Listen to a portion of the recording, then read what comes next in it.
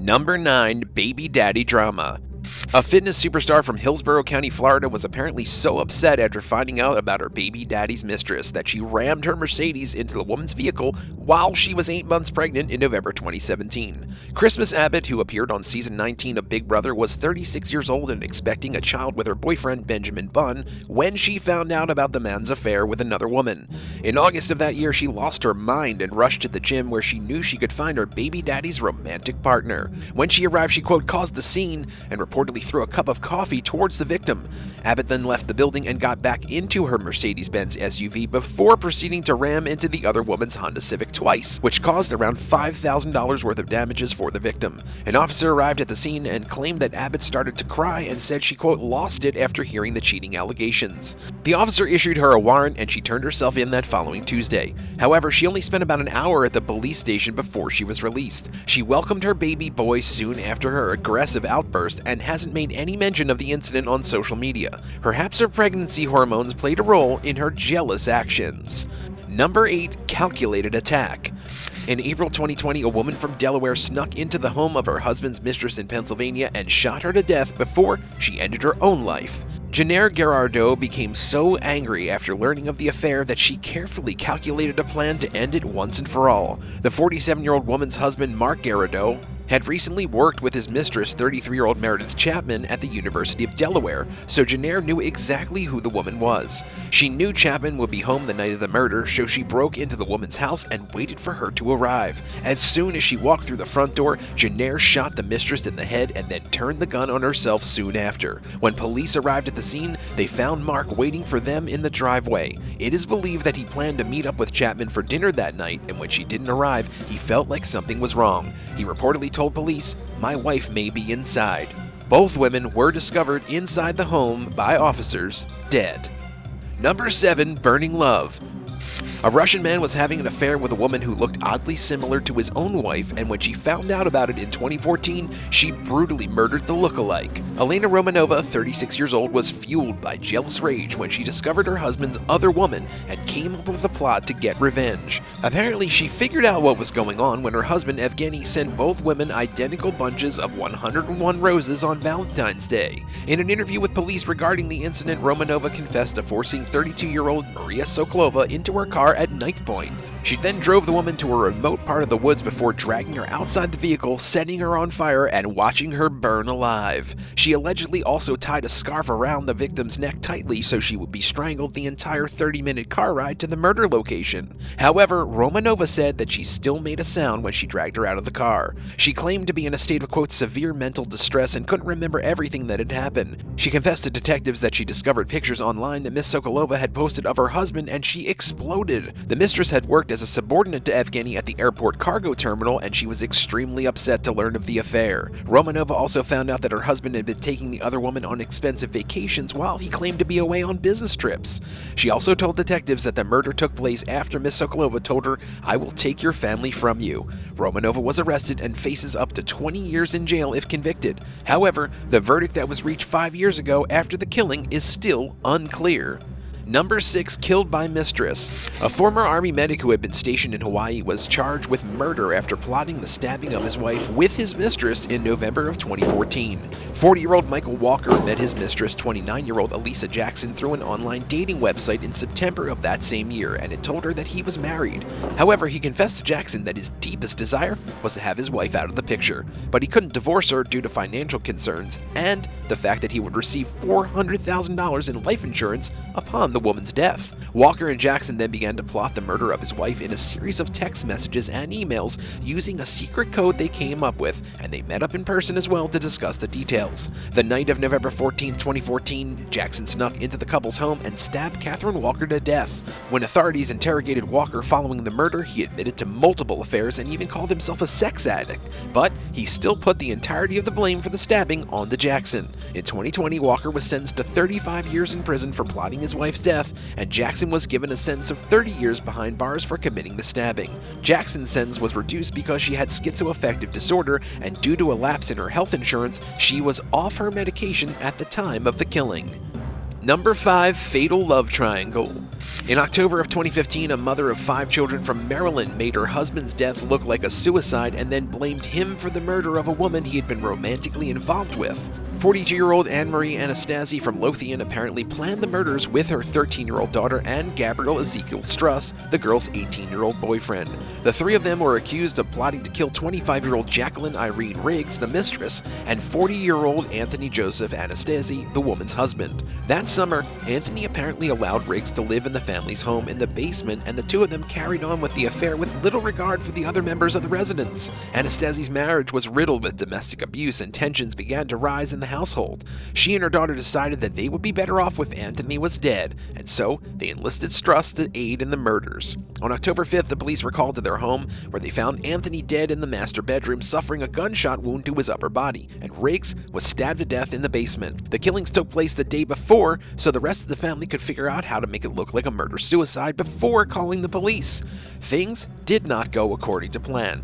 Detectives determined that Anthony's death was not self-inflicted because the bullet used to kill him was a .380 caliber gunshot, but the gun found beside him was a Sig Sauer .45 caliber gun. They also searched the suspect's phones and found incriminating text messages between them. Anne-Marie was charged with 2 counts of first and second-degree murder, as well as use of a firearm in the commission of a felony. She was eventually sentenced to 60 years in prison. Her 13-year-old daughter was charged with 2 counts of first-degree murder and accessory after the fact, and was sent to a juvenile detention facility. Struss was hit with 2 counts of first and second-degree murder, 2 counts of conspiracy to commit first and second-degree murder, 2 counts of firearm use in a felony crime for violence. For his punishment, he is now also serving 60 years behind bars.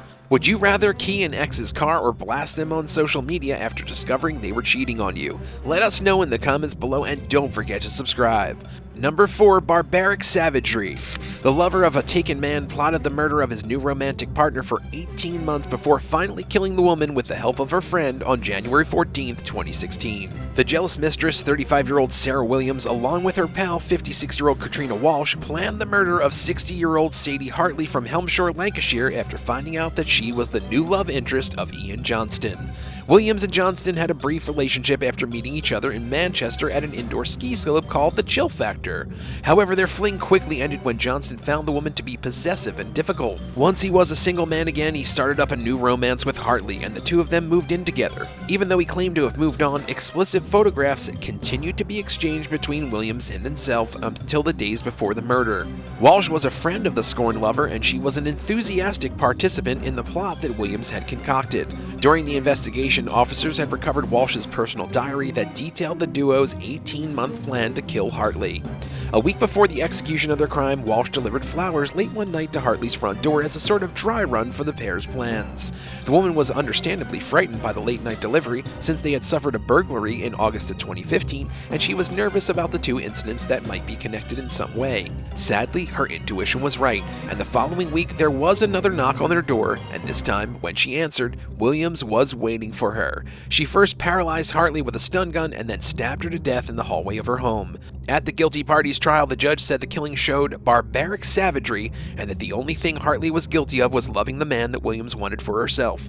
Walsh was sentenced to 25 years in prison, while Williams was given a minimum of 30 years behind bars. Number 3. Chris Watts.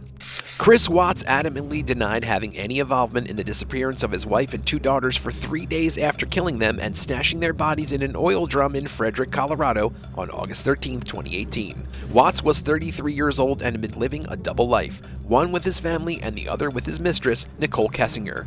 He had lied to Kessinger and said that he was already separated from his wife Shanann and that they were planning to get a divorce.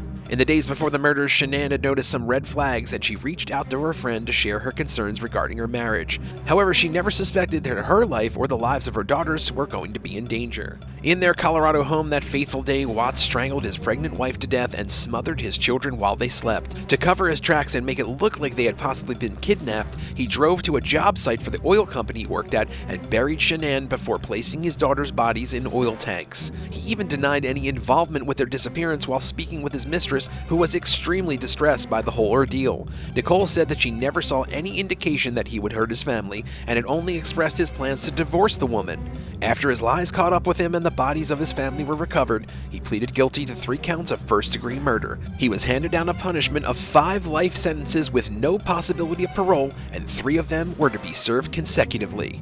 Number 2, Say My Name.